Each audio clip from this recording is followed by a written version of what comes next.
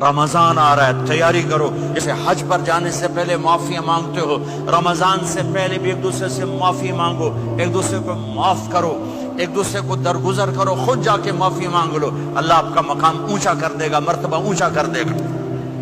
آخری رات اللہ تعالیٰ فرماتے ہیں جاؤ، تمہارے رات کی قیام اور دن کے روزے کے بدلے تمہیں سب کو معاف کر دیا.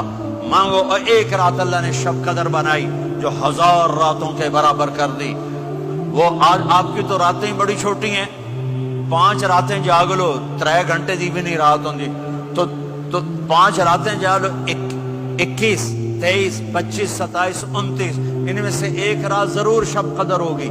ایک رات کا جاگنا 80 سال کی عبادت سے بڑھیا ہو جائے گا. صرف ایک رات کا جاگنا، ایک رات کا جاگنا. ایک شرط ہے، دل میں بغض نہ ہو، نفرت نہ ہو، حقارت نہ ہو.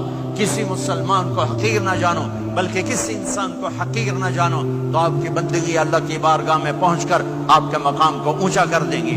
تو عبادات میں ایک نماز ہے، پھر ایک روزہ ہے، پھر زکوٰۃ اور حج مالدار لوگوں کا فریضہ ہے، غریبوں کا نہیں ہے، متوسط طبقے کا نہیں ہے. تو عبادات کا جو نصاب ہے بڑا مختصر ہے. 5 نمازوں پہ کتنا وقت لگتا ہے؟ روزے سال کے بعد آتے ہیں، گنجائش ہے، بیمار ہو بعد میں رکھ لو، مریض ہو بعد میں رکھ لو. زکوٰۃ سارے سال میں کسی وقت دے دو، حج زندگی میں کب کسی وقت کر لو. یہ ایک چھوٹا سا نصاب ہے. دوسرا میرے نبی کی زندگی کا پہلو جسے میں ہائی لائٹ کرنا چاہتا ہوں، جو نمایاں ہے، جو روشن ہے، وہ میرے نبی کی زندگی ہے، وہ میرے نبی کے اخلاق ہیں، وہ میرے نبی کا درگزر ہے، میرے نبی کا پیغام محبت ہے. میرے نبی نے فرمایا اسلام کا سب سے مضبوط عمل کیا ہے؟ ایو اور الاسلام اوثق. صحابہ نے کہا الصلاۃ، نماز. آپ نے کہا نہیں. جہاد. آپ نے کہا نہیں. روزہ. آپ نے کہا نہیں. حج. آپ نے کہا نہیں. اسلام کا سب سے مضبوط عمل کیا ہے؟ صحابہ. نماز. جی نہیں. جہاد نہیں. روزہ نہیں. حج نہیں. اچھا یا رسول اللہ پھر کیا ہے؟ سنو غور سے، توجہ سے.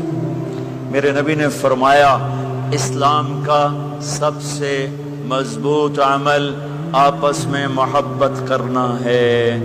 اللہ کے لیے محبت کرنا ہے، اللہ کے لیے محبت کرنا ہے، اللہ کے لیے محبت کرنا ہے. اسلام پیغام محبت ہے. میرے نبی کی زندگی محبت کی پوری تصویر ہے.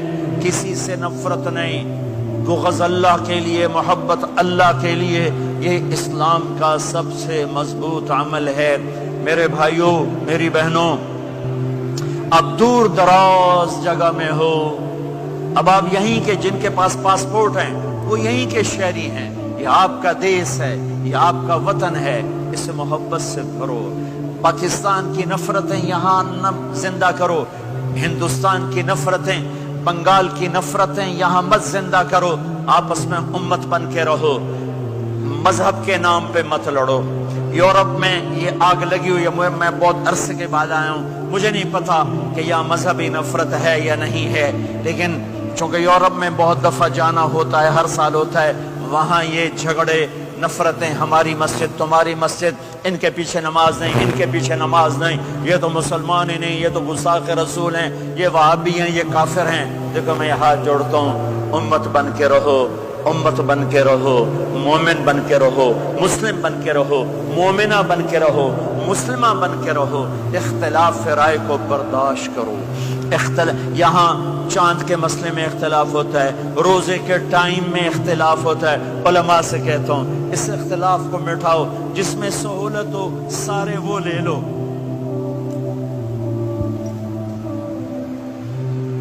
امت میں تفریق نہ پیدا کرو. یہ علماء کے سامنے ہاتھ جوڑتا ہوں، جس میں امت کو زیادہ سہولت ہو. ما خیر بین امرین الا اختار ایسرہما. 2 کام جب میرے نبی کے سامنے ہوتے تھے، جو مشکل ہوتا تھا چھوڑ دیتے تھے، جو آسان ہوتا تھا لے لیتے تھے. تو میرے بھائی بہنوں، یہ مذہب کی نفرت پاکستان میں، بنگلہ دیش میں اور انڈیا میں آگ لگی ہوئی ہے. امت بن کے رہو، امت بن کے رہو.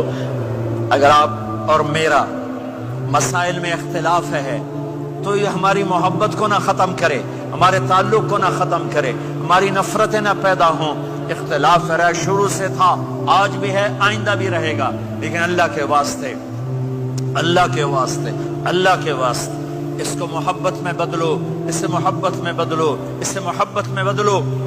اختلاف رائے کو برداشت کرو، مذہب کے نام کی نفرت کو ہوا نہ دو، ہوا نہ دو، اس کو ٹھنڈا کرو، اس پر پانی ڈالو، اسے بھڑکاؤ نہیں، اس پر پانی ڈالو۔ میرے نبی نے عبداللہ بن ابی سے نباہ کر کے دکھا دیا، جو منافقوں کا سردار، باقی منافقوں کا تو کسی کو پتہ نہیں تھا سوائے میرے نبی کے، عبداللہ بن ابی کا منافق ہونا سب کو معلوم تھا، یہ منافق ہے، اور آپ کے پیچھے نمازیں پڑھتا رہا۔ آپ نے اس کے اپنے ساتھ رکھا، ایک دن آپ پانی پی رہے تھے، عبداللہ بن ابی کے بیٹے عبداللہ پکے صحابی تھے، کہنے لگے یا رسول اللہ تھوڑا پانی تو بچا دیں۔ آپ نے کہا